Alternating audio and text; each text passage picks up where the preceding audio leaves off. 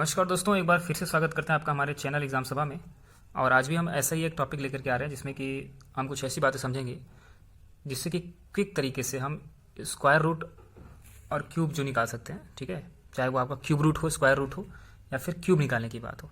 सबसे पहले पिछले वीडियो में हमने जो देखा था स्क्वायर निकालने का तरीका, तो उसको आप कमेंट सेक्शन में मैं उसका लिंक दे दूँगा, वहाँ पर आप जाके देख सकते हैं।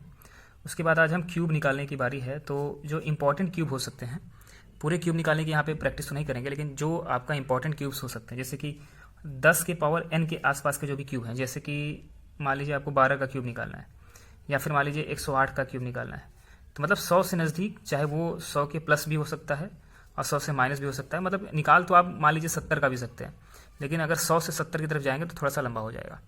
तो उस समय सजेस्ट किया जाता है कि मतलब इस कॉन्सेप्ट को ना अपनाएं। इस कॉन्सेप्ट को जैसे कि 100 है तो उसको मान लीजिए 120 से 125 तक अपना सकते हैं, इधर आपका 75 तक अपना सकते हैं। इसी तरीके से 10 के आसपास इसे मान लीजिए 20-25 तक आप अपना सकते हैं, इधर आपका इसके नीचे का तो आपको पता ही होना चाहिए। तो उन्हीं सब कॉन्सेप्ट यहाँ पे पहले क्यूब समझ लेते हैं, फिर उसके बाद क्यूब रूट कैसे निकालते हैं, सिंपल कॉन्सेप्ट है। उसके साथ साथ स्क्वायर रूट कैसे निकालते हैं, इन तीनों बातों में डिस्कस करेंगे।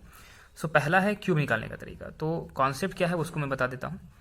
जैसे कि अगर 10 के पावर n में कोई भी चीज़ लिखी हुई है तो उसको निकालने का तरीका है, एक फार्मूला है उसको मैं बता रहा हूँ, b+3x। फिर इसके बाद एक यहाँ पे लंबी सी लाइन खींचेंगे, फिर आपका 3x स्क्वायर हो जाएगा, फिर लंबी सी लाइन यहाँ पे x क्यूब, जैसे कि स्क्वायर में हमने किया था। इसका फार्मूला ये है, इसी फार्मूले के तहत निकालेंगे। जैसे मैं एक एग्जांपल दे दूँ, जैसे मान लीजिए 15 का मुझे क्यूब निकालना है, किसका, 15 का क्यूब। फिलहाल तो इसको सिंपल तरीके से निकाला जा सकता है, लेकिन इसको एग्जाम्पल लेके समझा रहा हूँ। तो 10 + 5 हुआ, यहाँ पे 10 जो है b हो गया, x की वैल्यू 5 हो गई। तो इसी फार्मूले में आप रख दीजिए, b की जगह पे 10 है, ये 10 हो जाएगा, 10 + 3x, x की वैल्यू 5 है तो 5 से 15 हो गया। इसको डायरेक्ट कर सकते हो, एक्स स्क्वायर मतलब 5 का स्क्वायर 25, 25 का 3 कितना हो जाएगा, 25, 3 75 हो जाएगा। इसी तरीके से 5 जो आया है उसका क्यूब करेंगे, एक्स क्यूब है ना, तो 5 का क्यूब कितना होता है, 125। अब इसमें देखिए 15 में 10 जोड़ेंगे तो कितना आ जाएगा, 25, इधर आ गया 75, इधर आ गया 125। अब यहाँ पे देखने वाली बात है कि 10 के पावर कितना है, 1 है। ठीक है, तो 10 का जो पावर 1 है तो उसमें n इक्वल टू यहाँ पे 1 देखने को मिल रहा है।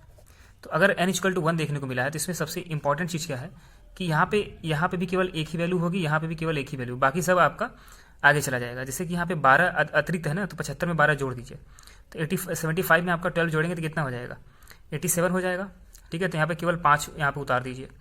अब 87 जो है उसमें से 7 उतार दीजिए। अब ये जो 8 बचा है इसमें कोई कैरी तो है ना, इसमें 8 जो है वो आगे जाएगा, तो 25 में 8 जोड़ दीजिए और 7 तो उतार ही दिया आपने, तो 25 में 8 जोड़ेंगे तो कितना हो जाएगा, 33। उम्मीद करता हूँ कि आपको ये समझ में आया होगा, लेकिन अगर मान लीजिए नहीं समझ में आया तो इसको मैं 13 का क्यूब करके दिखा देता हूँ। तो 13 का जब क्यूब करेंगे तो वो कैसे होगा उसको समझ लेते हैं इसका, या फिर 12 का क्यूब करते हैं। 12 का क्यूब जो होता है उसको करके देखते हैं। तो 10 + 2 हो गया क्या, इसका मुझे क्यूब करना है। एक्स बी की वैल्यू कितनी आ गई, 10, और इसमें ये जो 2 है वो आपका एक्स की वैल्यू हो जाएगी। फॉर्मूला यही लगाएंगे, b+3x, 3x square x cube. तो b की जगह पे कितना हो जाएगा, b की जगह पे हो गया 10, 10 प्लस आपका 3 2 जा 6 हो गया। दूसरी तरफ आपका 3 × x स्क्वायर मतलब 4, तो 4 3 12 हो गया। अगली बार लास्ट में आपका यहाँ x स्क्वायर बचा है ना, यहाँ पे x क्यूब बचा है, x क्यूब मतलब होता है 8। तो सीधा सीधा पहले 8 उतार दीजिए, फिर इसके बाद यहाँ पे 2 नंबर है ना, तो 1 नंबर आगे जाएगा, तो यहाँ पे उसके बाद 2 उतार दीजिए।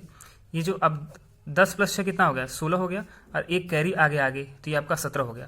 तो आप जानते भी हो कि 12 का क्यूब जो होता है, बहुत लोगों को याद रहता है, आप भी याद कर लीजिए कि 1728 जो होता है आपका 12 का क्यूब होता है। तो उम्मीद करता हूँ आपको ये वाली बात भी समझ में आ गई होगी। अब जैसे मान लीजिए कि एक मैं एग्जांपल लेके आपको बताना चाहता हूँ, वो है 106 का ले लीजिए, मतलब 100 के आसपास का जब लेंगे तो आपको थोड़ा सा कॉन्फिडेंस और बढ़ेगा। इसको 100 + 6 लिख सकते हैं क्या, उसका क्यूब करना है मुझे। तो ये तो लगभग एक बहुत बड़े मल्टीप्लिकेशन है, लेकिन सिंपल तरीके से हम करने की कोशिश करेंगे। तो फार्मूला वही है, एक बार मैं दोबारा लिख देता हूँ, b+3x एक साइड में। लेकिन हाँ, याद रखिए ये 10 के पावर 2 है, तो मतलब 2 संख्याएं आपका राइट साइड और मिडिल में लिखी जा सकती हैं। आगे क्या है 3x स्क्वायर, इधर क्या है x क्यूब। तो ये वाला नंबर और ये वाला नंबर डबल डिजिट लिखी जा सकती है, क्योंकि n का पावर 2 है। यही बात बस आपको ध्यान रखनी है।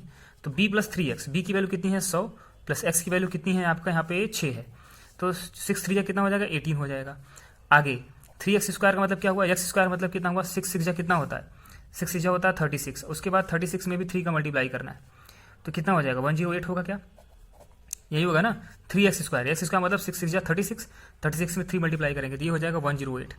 लास्ट में आपका होता है 6 का क्यूब, 6 का क्यूब कितना हो जाएगा, 216। तो मतलब ये सब चीज़ें सिंपल चीज़ें हैं, इसको आप आराम से कर सकते हो। 6 का क्यूब मतलब 10 से 15 तक का क्यूब याद कर लीजिए। अब ये जो संख्या है इसमें 3 संख्या तो हो ही नहीं सकती, 2 ही हो सकती है, तो 16 उतार दीजिए। ये जो 2 है ये आगे चला जाएगा तो ये 110 बना देगा।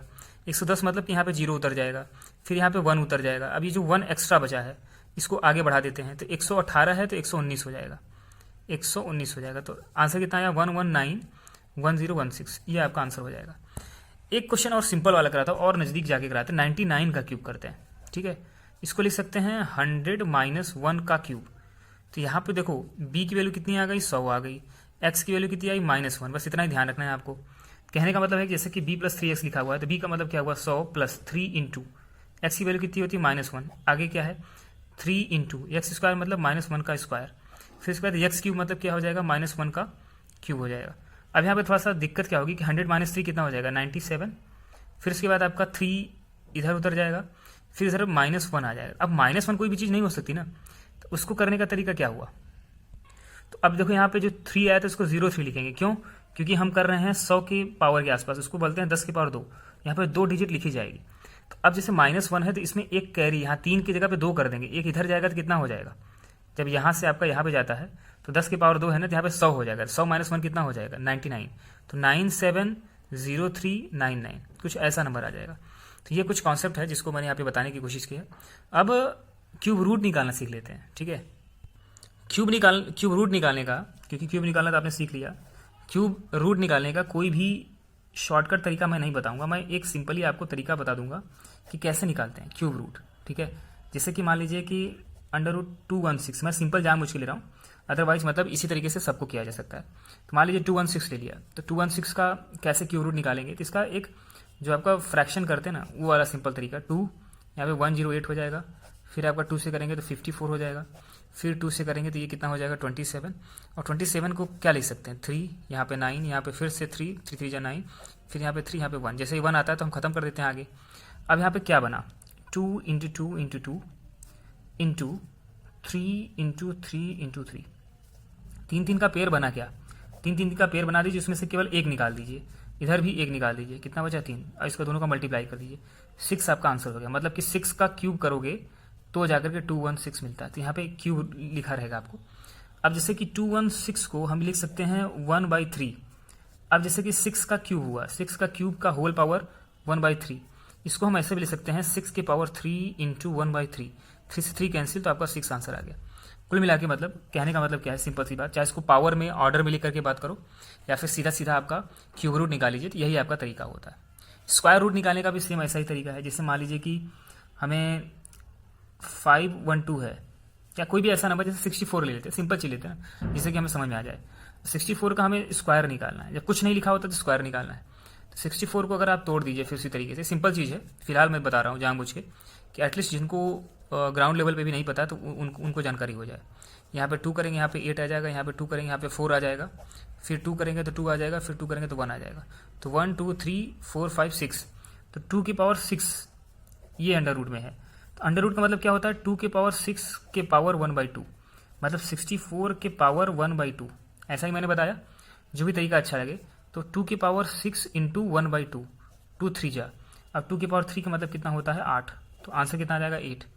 फिलहाल ये तो तरीका हो गया आपका पावर के द्वारा, जैसे भी कर सकते हैं आप कर सकते हैं। तो इस वीडियो में फिलहाल इतना ही, जो भी ट्रिक्स मैंने बताया है उम्मीद करता हूँ आपको सही लगा होगा।